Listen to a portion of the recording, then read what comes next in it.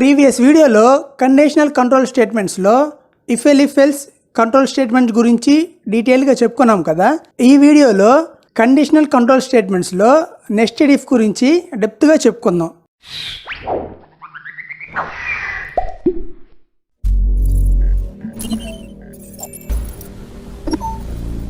Video ఎక్కడ skip చేయకండి. మీరు స్కిప్ చేస్తే మంచి ఇంపార్టెంట్ పాయింట్స్ మిస్ అవుతారు. సో వీడియో మొత్తం చూడండి. మన ఛానల్ని ఎవరైనా సబ్స్క్రైబ్ చేసుకోకుంటే చేసుకోండి, అలాగే నోటిఫికేషన్స్ ఆన్ చేసుకోండి. మీకు మంచి డెప్త్ కంటెంట్ ఇస్తాం. Nested if conditional control statement or nested if decision making statement. ఈ వీడియో చూసే ముందు మీకు ఖచ్చితంగా simple if, if else and if-elif-else conditional control statements తెలిస్తే బెటర్. ఎందుకంటే వీటి గురించి కూడా మనం ఈ వీడియోలో డిస్కస్ చేస్తాము. సో ఎవరైనా చూడకుంటే కింద డిస్క్రిప్షన్లో లింక్ ఇస్తాను, చూసేయండి. ఈ nested if statement conditional control స్టేట్మెంట్స్లో లాస్ట్ టైప్, ఫోర్త్ టైప్. సరే, అసలు నెస్టెడ్ ఇఫ్ అంటే ఏంటి అనేది తెలుసుకునే ముందు నెస్టెడ్ అండ్ ఇఫ్ అంటే ఏంటో సపరేట్గా చూద్దాం. ఫస్ట్, నెస్టెడ్ అంటే ఒక దాంట్లో ఇంకొకటి అని, అండ్ ఇఫ్ అంటే simple if statement or keyword. ఒక ఇఫ్ స్టేట్మెంట్లో ఇంకో ఇఫ్ స్టేట్మెంట్ ఉంటే అదే నెస్టెడ్ ఇఫ్ అని అర్థం. సో మనకి ఒక ఇఫ్ కండిషనల్ స్టేట్మెంట్లో ఇంకో ఇఫ్ కండిషనల్ స్టేట్మెంట్ ఉంటే దాన్ని నెస్టెడ్ ఇఫ్ స్టేట్మెంట్ అని అంటాము. మనము ఈ నెస్టెడ్ ఇఫ్ స్టేట్మెంట్ని ఎలాంటి సిచ్యువేషన్స్లో వాడతాము అనేది తెలుసుకునే ముందు ఫస్ట్ అసలు simple if, if else and if-elif-else conditional statements ఎలాంటి సిచ్యువేషన్స్లో వాడతామో తెలుసుకుందాం. అప్పుడే మనకి ఈ నెస్టెడ్ ఇఫ్ గురించి ఇంకా బాగా తెలుస్తుంది. ఫస్ట్, సింపుల్ ఇఫ్ స్టేట్మెంట్ అనేది ఎలాంటి సిచ్యువేషన్స్లో వాడతాము అంటే, ఇప్పుడు ఒక నెంబర్ ఆడ్ అయితే అది ఆడ్ అని ప్రింట్ చేయాలి అనుకో, అప్పుడు మనం ఈ సింపుల్ ఇఫ్ స్టేట్మెంట్ వాడతాము. ఎందుకంటే సింగిల్ కండిషనే ఉంది కాబట్టి మనం సింపుల్ ఇఫ్ స్టేట్మెంట్ వాడతాము. అదే ఇఫ్ ఎల్స్ ఏ సిచ్యువేషన్స్లో వాడతాము అంటే, ఒక నెంబరు ఆడ్ అయితే ఆడ్ అని ప్రింట్ చేయాలి. అదే ఒకవేళ ఆ నెంబరు ఆడ్ కాకుంటే ఈవెన్ అని ప్రింట్ చేయాలి అనుకో, అప్పుడు మనం ఈ ఇఫ్ ఎల్స్ స్టేట్మెంట్ని వాడతాము. ఎందుకంటే ఇక్కడ మనకి 2 కండిషన్స్ ఉన్నాయి, ఇది కాకపోతే అది. సో ఇలాంటి సిచ్యువేషన్లో మనం ఇఫ్ ఎల్స్ స్టేట్మెంట్ని వాడతాము. నెక్స్ట్, అదే ఇప్పుడు ఒక నెంబర్ ఇచ్చి ఫస్ట్ ఆ నెంబర్ కనుక 1 to 17 మధ్య ఉంటే కిడ్ అని, అదే ఆ నెంబరు 18 to 26 ఉంటే టీన్ అని, అదే ఆ నెంబరు 27 to 46 ఉంటే మిడిల్ ఏజ్డ్ అని, ఇవన్నీ కాకుంటే ఓల్డ్ అని ప్రింట్ చేయాలి అనుకో, ఇలాంటి సిచ్యువేషన్స్లో మనం if-elif-else స్టేట్మెంట్ని యూజ్ చేసుకొని చేస్తాము. ఎందుకంటే దీంట్లో మోర్ దాన్ 2 కండిషన్స్ ఉన్నాయి కాబట్టి దాన్ని మేనేజ్ చేయాలంటే మనకి if-elif-else స్టేట్మెంటే సరిపోతుంది. అందుకే మనం అది వాడతాము. సో మనకి ఒక్కో కండిషనల్ స్టేట్మెంటు ఒక్కో సిచ్యువేషన్లో యూజ్ అవుతుంది. సరే, ఇప్పుడు నెస్టెడ్ ఇఫ్ ఏ సిచ్యువేషన్స్లో వాడతాము అంటే, ఇందాక if-elif-else ఒక సిచ్యువేషన్లో వాడతాము అని చెప్పాము కదా, దాన్ని మనం ఈ నెస్టెడ్ ఇఫ్ స్టేట్మెంట్తో కూడా చేయొచ్చు. అలాగే if, if else and if-elif-else ఈ 3 కండిషనల్ స్టేట్మెంట్స్తో చేయలేని సిచ్యువేషన్స్లో మనం ఈ నెస్టెడ్ ఇఫ్ కండిషనల్ స్టేట్మెంట్ వాడతాము. అది ఎలాగంటే ఇప్పుడు చూద్దాం. సపోజ్ మనకి ఒక ప్రోగ్రామ్ ఇచ్చారు సాల్వ్ చేయమని. అది ఏంటంటే, ఒక పర్సన్ ఏజ్ అండ్ వాళ్ళ జెండర్ ఇచ్చి, ఒకవేళ ఆ పర్సన్ జెండరు మెయిల్ అయ్యి ఏజ్ 30 లోపల ఉంటే 30 బిలో మేల్ అని ప్రింట్ చేయాలి అని. సో ఇక్కడ ఫస్ట్ పర్సన్ జెండర్ మేలా అనేది ఒక కండిషను. అలాగే ఆ పర్సన్ ఒకవేళ మేల్ అయితే అతని ఏజ్ 30 లోపల ఉందా అనేది ఇంకో కండిషను. సో ఇలా కండిషన్ లోపల కండిషన్ ఉంటే అప్పుడు మనం ఈ నెస్టెడ్ ఇఫ్ వాడతాము. కానీ ఇది మనం పైన చెప్పిన 3 కండిషనల్ స్టేట్మెంట్స్లో చేయలేము, అంతే కదా. ఫస్ట్ మనం ఇచ్చిన ఏజ్ 30 లోపల ఉందా అని ఒక కండిషన్ ఇవ్వాలి. ఒకవేళ ఏజ్ 30 లోపల ఉంటే మళ్ళీ జెండర్ మేలా అని దాని లోపల ఇంకొక కండిషన్ ఇవ్వాలి. ఒకవేళ జెండర్ మెయిల్ అయితే అలాగే ఏజ్ కూడా 30 లోపల ఉంటే అప్పుడు మనం 30 బిలో మేల్ అని ప్రింట్ చేయాలి. సో ఇక్కడ కండిషన్ లోపల కండిషన్ ఇస్తాం కాబట్టి మనకి 2 ఇఫ్స్ కావాలి. అవి ఒక ఇఫ్లో ఇంకొకటి, అందుకే దీనికి నెస్టెడ్ ఇఫ్ కావాలి. ఇప్పుడు చెప్పిన ప్రాబ్లంని సింటాక్స్ చెప్పాక సాల్వ్ చేద్దాం. ఈ నెస్టెడ్ ఇఫ్ సింటాక్స్ చూద్దాం. ఇఫ్ కండిషన్ 1 ఆ ఇఫ్ లోపల ఇంకొక if condition 2, next body of inner if. ఇది నెస్టెడ్ ఇఫ్ సింటాక్స్. ఇక్కడ ఫస్ట్ ఇఫ్ ఇచ్చాం కదా, కండిషన్ 1 అని ఉంది కదా, దాన్ని మనం అవుటర్ ఇఫ్ అని అంటాము. అండ్ ఈ అవుటర్ ఇఫ్లో ఇంకొక ఇఫ్ ఉంది కదా, కండిషన్ 2 అని, దాన్ని మనం ఇన్నర్ ఇఫ్ అని అంటాము. So outer if condition true అయితే బాడీ ఆఫ్ అవుటర్ ఇఫ్లో ఉన్న ఇన్నర్ ఇఫ్ కండిషన్ ఎగ్జిక్యూట్ అవుతుంది. ఒకవేళ ఇన్నర్ ఇఫ్ కండిషన్ కూడా సాటిస్ఫై అయితే అప్పుడు body of inner if execute అవుతుంది. సరే, ఇందాక ఎగ్జాంపుల్ చెప్పాం కదా, దానికి ఇప్పుడు సొల్యూషన్ రాద్దాం. క్వశ్చన్ ఏంది, ఒక పర్సన్ ఏజ్ అండ్ వాళ్ళ జెండర్ ఇచ్చి ఒకవేళ ఆ పర్సన్ జెండర్ మేల్ అయ్యి ఏజ్ 30 లోపల ఉంటే 30 బిలో మేల్ అని ప్రింట్ చేయాలి అని. సో ఇప్పుడు ఈ క్వశ్చన్కి కోడ్ రాద్దాం. ఆల్రెడీ నేను పైథాన్ ఫైల్ని ఓపెన్ చేసుకున్నాను, దీంట్లోనే కోడ్ రాద్దాం. ఫస్ట్ క్వశ్చన్ ప్రకారం ఒక పర్సన్ ఏజ్ అండ్ జెండర్ని రెస్పెక్టివ్ వేరియబుల్స్లో స్టోర్ చేద్దాం. First gender equal to male అని ఇస్తున్నాను. ఇక్కడ మేల్ అనే ఒక స్ట్రింగ్ని జెండర్ అనే వేరియబుల్లో స్టోర్ చేశాను. ఇప్పుడు ఏజ్ ఈక్వల్ టు 29. 29ని ఏజ్ అనే ఒక వేరియబుల్లో స్టోర్ చేశాను. ఇప్పుడు క్వశ్చన్ ప్రకారం ఫస్ట్ ఒకవేళ జెండరు మేల్ అయితే అనే ఒక కండిషన్ రాద్దాం.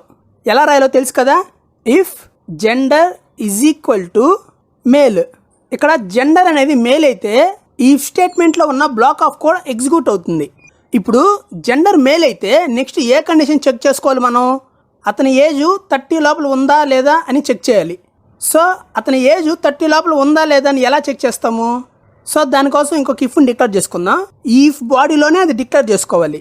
నువ్వు ఒకవేళ రెండో ఇఫ్ని ఈ ఇఫ్లో కాకుండా బయట డిక్లేర్ చేస్తే ఈ రెండు సపరేట్ సింపుల్ ఇఫ్స్ అవుతాయి. సో దీనివల్ల ఏంటంటే దేనికి అది ఇండివిజువల్గా ఎగ్జిక్యూట్ అవుతుంది. సో దీనివల్ల అవుట్పుట్ అనేది రాంగ్ వస్తుంది.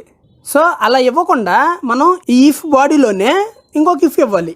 సో ఇద్దాం, ఇఫ్ ఏజ్ లెస్ దాన్ 30 అంటే ఏజ్ అనేది 30 లోపల ఉంటే ఈ ఇఫ్ స్టేట్మెంట్ ఎగ్జిక్యూట్ అవ్వమని.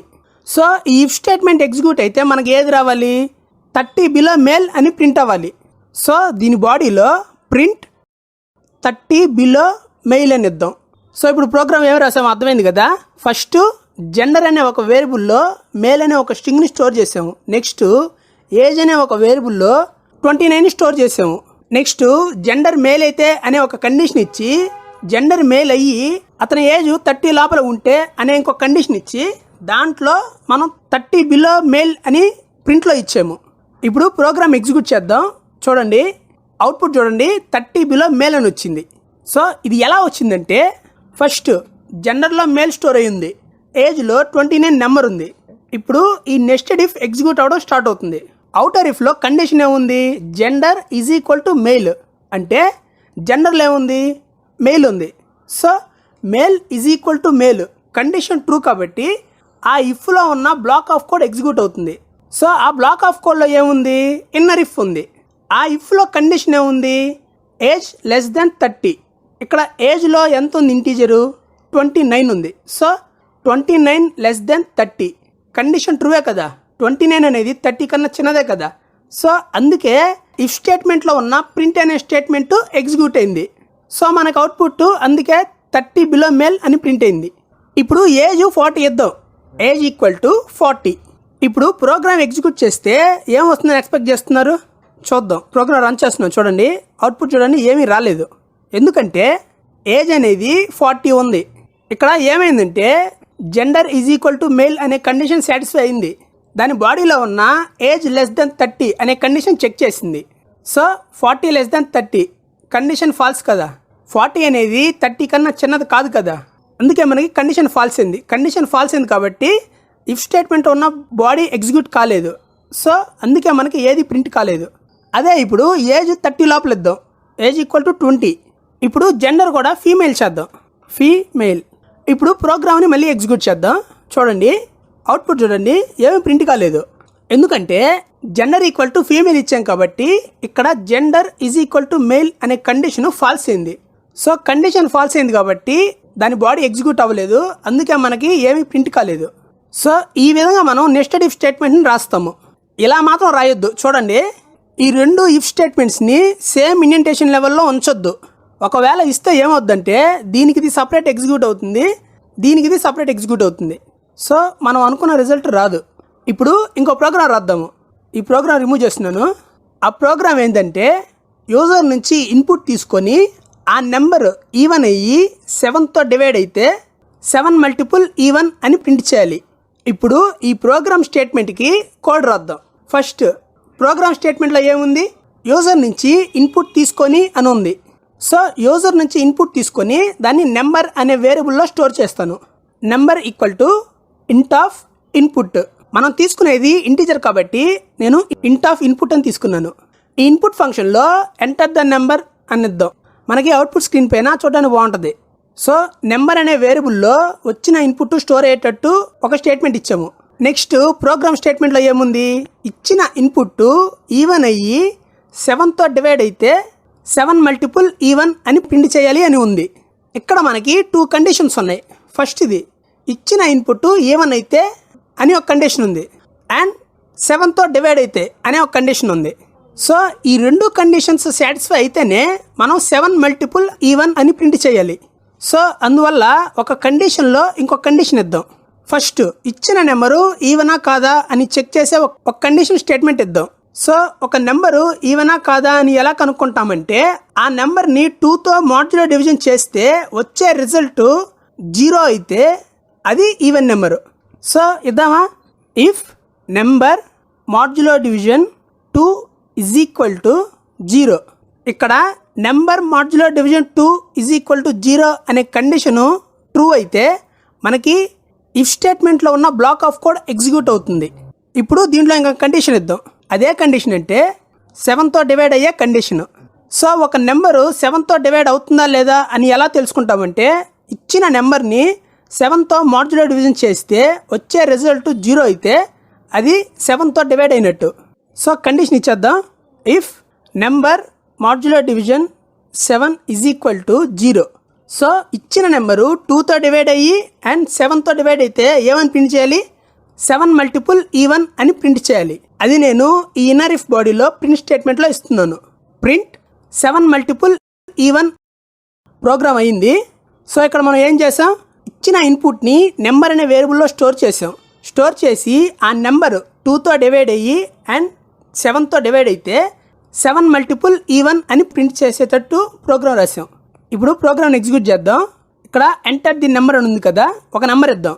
21 ఇస్తున్నాను, ఎంటర్ నొక్కండి. అవుట్పుట్ చూడండి, ఏమీ రాలేదు. ఎందుకంటే 21 అనేది 7తో డివైడ్ అవుతుంది కానీ 2తో డివైడ్ అవ్వదు. సో అందుకే మనకి అవుట్పుట్లో ఏమీ ప్రింట్ కాలేదు. సో ఇక్కడ ప్రాసెస్ ఎలా జరిగిందంటే ఫస్ట్ మనం ఇచ్చిన 21 అనే ఇంటీజర్ని నెంబర్ అనే వేరియబుల్లో స్టోర్ చేసాం. ఫస్ట్ అవుటర్ ఇఫ్లో ఉన్న కండిషన్ చెక్ చేసింది, నెంబర్ %2 ఈజ్ ఈక్వల్ టు 0. ఇక్కడ నెంబర్ ఎంత, 21. సో 21% ఎంత, 1. So 1 is equal to 0.